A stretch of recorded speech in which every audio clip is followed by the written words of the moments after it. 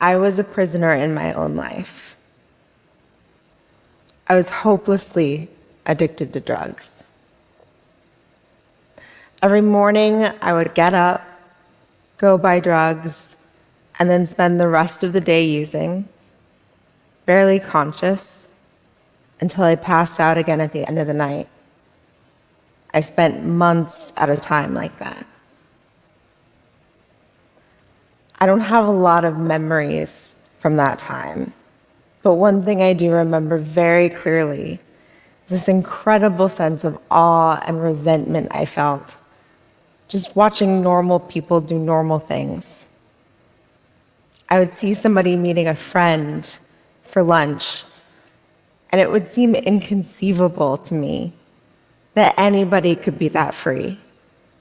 They could just decide what to do with an afternoon.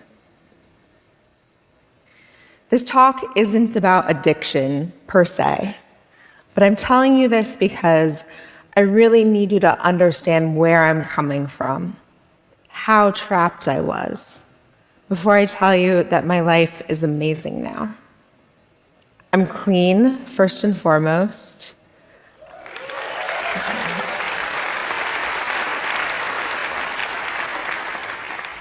I'm married to an incredible man, and we get to do all sorts of fun projects together. And I'm CEO of Astera Institute, a multi-billion-dollar private foundation that's pioneering a new approach to supporting innovative science and technology.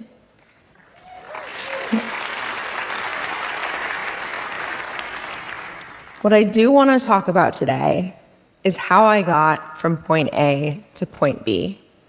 What changed? It's not that I got smarter or that I started trying harder. I think what changed was even more fundamental. It was developing a sense of personal agency, which I think about as the capacity to both see and act on all of the degrees of freedom we actually have. It's about being able to find the hidden doors in the walls of life. I want to argue that when it comes to living a satisfying and meaningful life, agency is actually much more important than the things we usually think about as critical to success, like intelligence and hard work, both of which are next to useless if misapplied, and which are becoming less and less important as we increasingly outsource them to machines. I saw a quote recently from Gary Tan, the CEO of Y Combinator, that I really liked. He said, "Intelligence is on top now, so agency is even more important."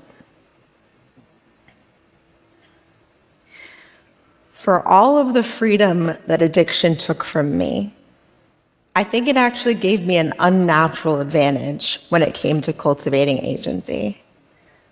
And that's because while agency has many mothers, one of them is certainly desperation. Addicts call this the gift of desperation, actually. The willingness to do whatever it takes to change your life. To embarrass yourself by standing up in front of a room full of strangers and say, "My name is Kate and I'm a drug addict." Or to lock yourself away for months. Or to take medications that will put you in the ER if you drink. By the time I went to rehab, I definitely had the gift of desperation. I'd lost my job, most of my friends. For a time, I'd basically lost the ability to walk.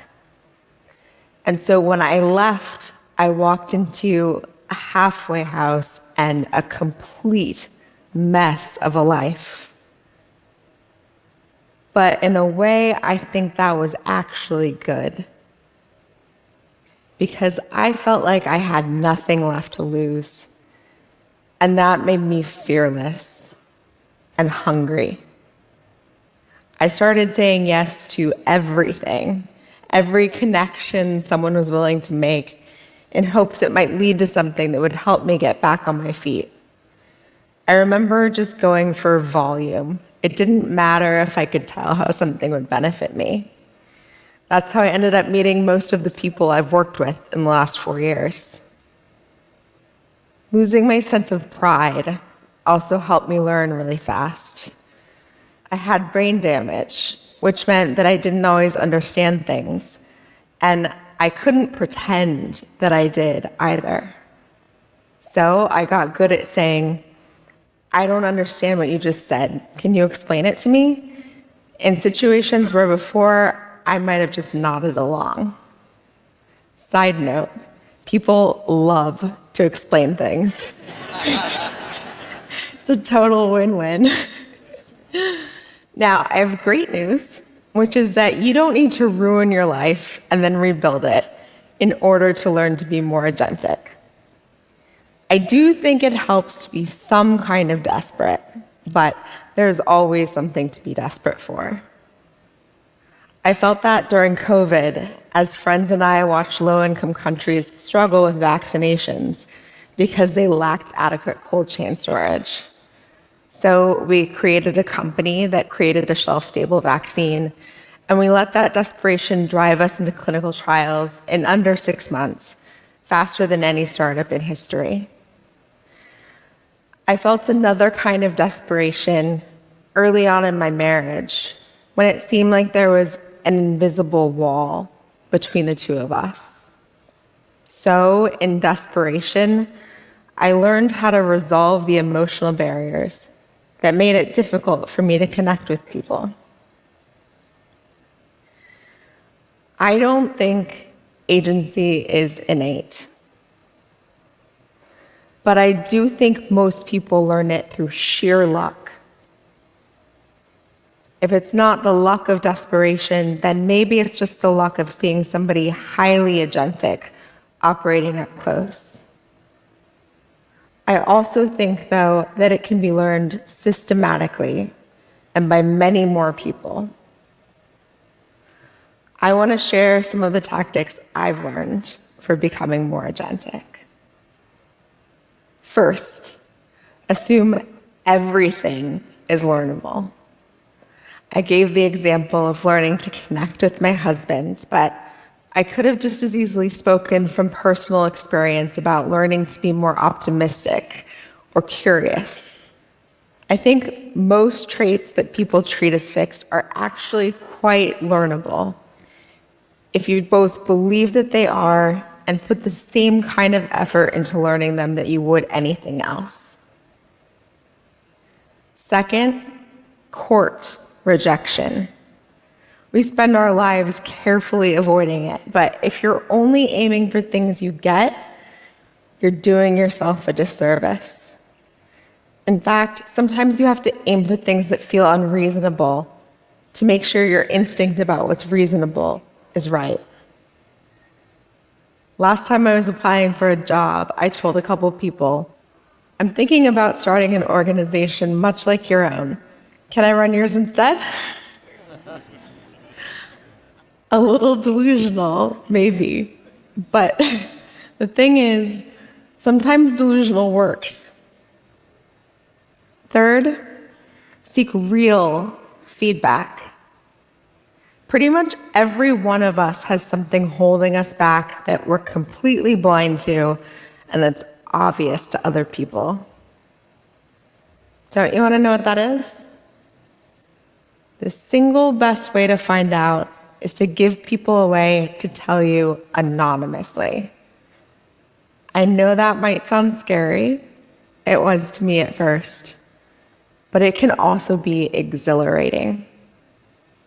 I have an anonymous feedback box linked to my Twitter profile, and it has honestly been life-changing. Not just in terms of the specific feedback I've gotten, but in knowing that I'm not trying to hide things from myself anymore.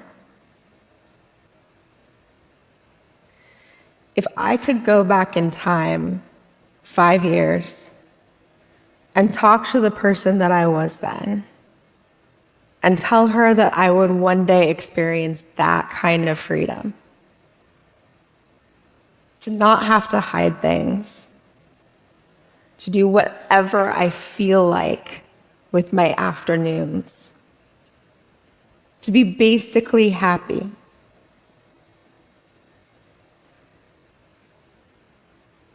I would not have believed it. But that is the power of personal agency. No matter how stuck you are, if you can learn